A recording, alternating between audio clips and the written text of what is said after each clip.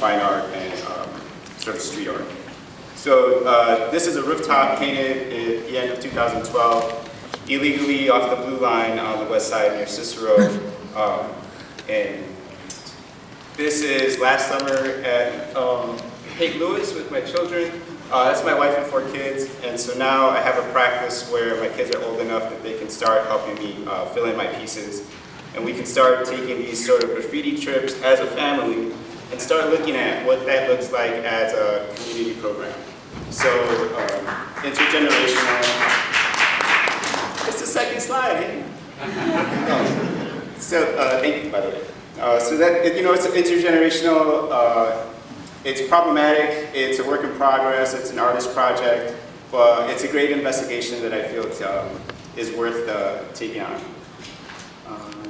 This was, is that 2012? I was also awarded a 3 Arts Teaching Artist Award for the graffiti art programming that I've been doing in the city. So it was really nice to be recognized with great people like Avery Young and a bunch of other that's Harold, if some of you remember, Dee from Mom Crew. So it was great to be recognized by a prestigious organization for some of the graffiti programming I've been doing in the city.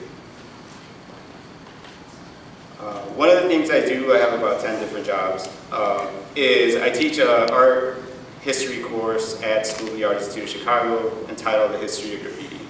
And it's a very skewed, biased, single perspective on my interpretation of what's been going on.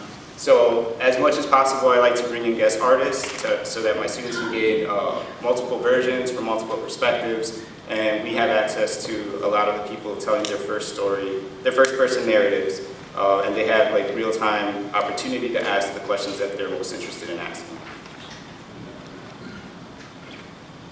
Another component to figuring out how to tackle this whole graffiti thing is doing commercial marketing work. So these are examples of some corporate marketing strategies that I've been a part of over the last year. And what I'd like to say about it is that people that are interested in public art and community programming start to get a grasp of how laborious the grant writing process can be and how hard it is to apply for some of these opportunities. And the amount of accountability and the amount of sort of performance tasks, and there's just so much to get, there's so much that they ask of you just to give you the opportunity to do what you really love. And at the end, the reason why I still continue doing marketing work is because they just love you for being there. You get a really nice check, take a couple of pictures, have a great time. There is no red tape. So I know there's a big debate and a controversy between like being a corporate sellout, but if you really learn your history about racial philanthropy and the landscape of the history of this country, there is not much difference between nonprofit money and modern corporate money. So take it all with a grain of salt, please.